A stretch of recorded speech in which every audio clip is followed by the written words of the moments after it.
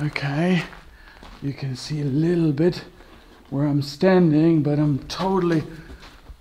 I don't know even if we're supposed to go there. It's where are we going?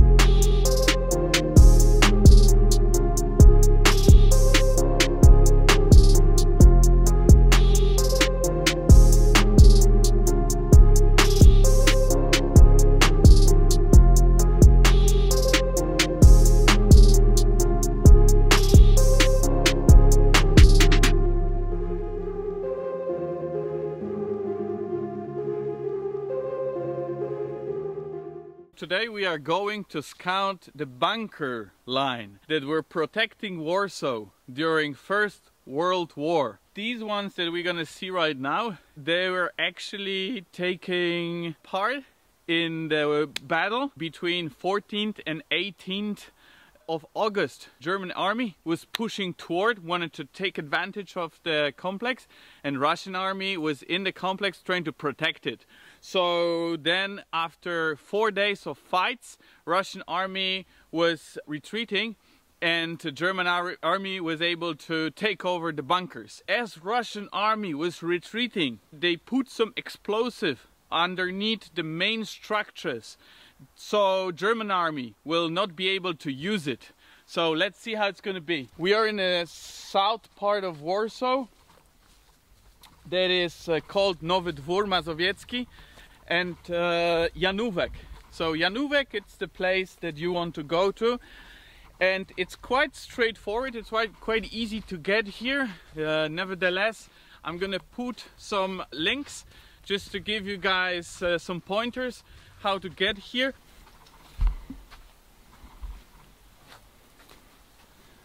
Pretty outstanding to see how this formation was supposed to protect the line of Warsaw. You can see thick, very thick walls full of concrete, and it's quite a challenge to put this all together, put it in a form, in a shape that will be able to sustain the attack and support the army that was protecting it. I think they're just doing some kind of games in here. They're playing paintball or doing some other things, and they just put it as the new structures to kind of use this area in another way. Let's try to go inside the bunker and let's try to see what is inside the bunker. Maybe we'll be able to kind of look into this bunker a little bit closer. So I think they are doing some mountain climbing in here. There is actually the bunker, the concrete is actually allowing you to climb it and to kind of practice your skills. If you're gonna look at this point over here, you can see a spit here that is put in place just to allow for the climbing activities. And it's quite cool. I was actually climbing here when I was in college. We used to come here and then climb these bunkers, and they are quite amazing. And if you just look how thick the concrete is and how solid the structure is, you can imagine that this is outstanding, how durable this was. Let's try to go inside the bunker.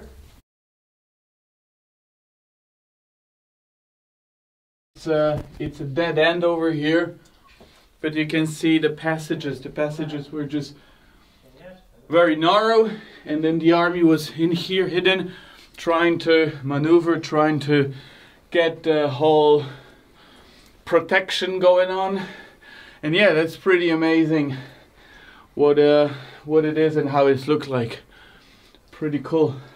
Now these bunkers are used to practice some mountain climbing, and there are guys that were doing that, and we met some of them, so their skills were pretty amazing.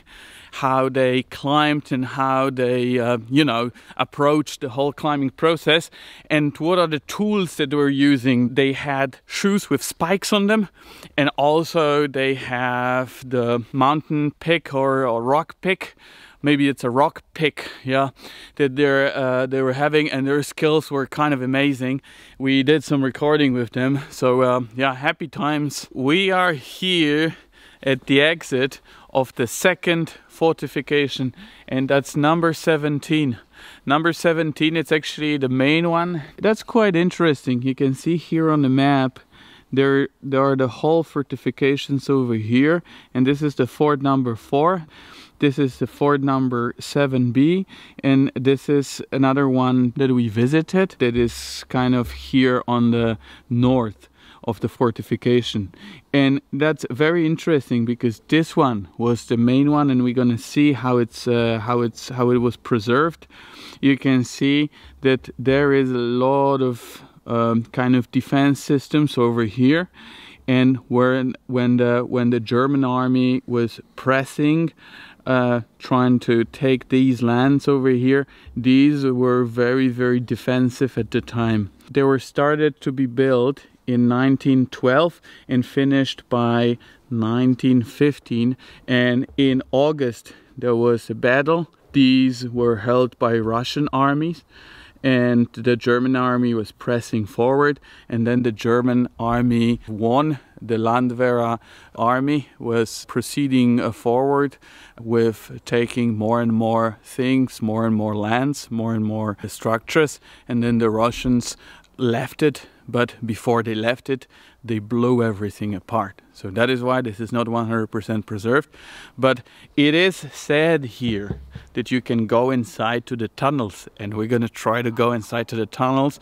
I got Paul here over here with me, and he is the kind of a person who is very into this detail, and you know, I think he will be willing to take a swing at really going deep into the bunkers and seeing what we can find out. Maybe it's a gun, maybe it's a, I don't know, bullet or something like that. So let's go see and check it out. Woo!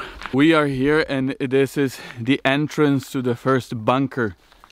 Here you can see the huge cracks, and you can just imagine how big of an explosive that was to just crack it and just kind of, you know, destroy the whole thing. And you can see this one over here, it's so deep, it's so thick, yet it was totally blown away. And we have to watch out because these are there's actually a sign when you're coming in to watch out, because these might slip and fall. I don't want to be pressed with this guy over here. Here you can see a piece of the block scattered apart, and this is the main area of the fortification.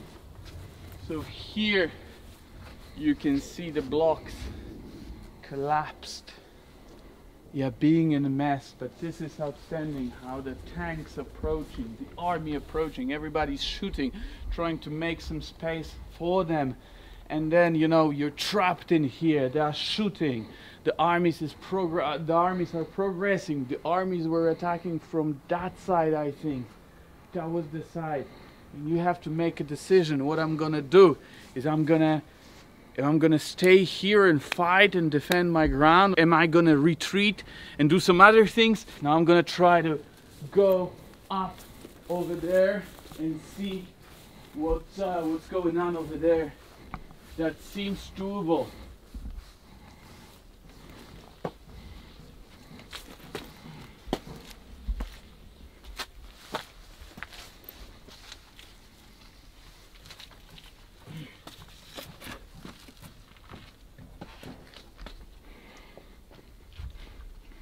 It is truly amazing to see these huge fortifications and the war. If you think about the war and the concept of war itself, it's just amazing how people were determined to build such a huge structures to defend themselves, you know, from the enemies. and how much resources were invested to do this. You know, how tremendous amount of resources was invested to do this magnificent huge structure and kind of be on top of their territory. So this is the entrance to the bunker itself. We can see that this is the main part that the army was protecting against, and this is what is left from the bunker. And now we can try to go inside, and there is also a passage over there. So there is multiple levels. You can see here the ceiling it's forming kind of a net that was protecting people that were inside from getting hurt. If the bomb would fall on the bunker, the net would capture the pieces of the concrete, the inside of the bunker. Let's try to go in this direction. Okay, you can see here one exit. It might be for a cannon rifle or something along those lines. And then we're moving forward into the bunker itself, and this is, wow, this is a bit scary over here. You can see that there is it's an exit or it's an entrance to somewhere, and then you're seeing that it's going through all the bunkers. So this is, I think, the main, I don't know, ammo place or something like that. I cannot believe how thick the concrete was. Look, here is the ceiling over here. And let me go inside here and inside the tunnel. Okay, there is a bed over here, so somebody is obviously using it to sleep and to live in. But these are the two entrances, and now I'm going in the tunnel, and it's a bit creepy. I feel a bit, actually it's a bit creepy. You can think that there's a dark tunnel over here, and you're thinking, oh, what's in there? Is it somewhere? Is it something that is living here or not? In here, also in the bunker, and I think this was some kind of a main hall that they kept maybe the ammo, or a hospital, field hospital here. People were getting their treatment over here, or maybe that was the place that they were eating. But that's here, and then here you can see the huge block of concrete fell and slipped and kind of smashed into this piece of wall over here. It's pretty amazing, the whole feeling that you're getting in this one. But we're gonna try to go a little bit more, and we're gonna try to go into this hole over here. Look how thin it is.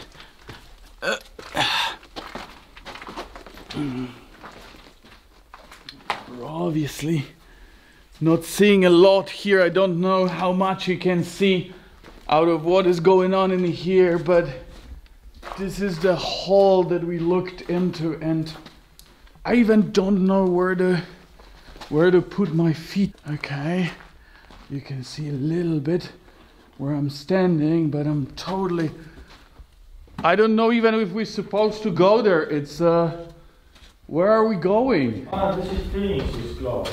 It's and you can see that it's collapsed over here.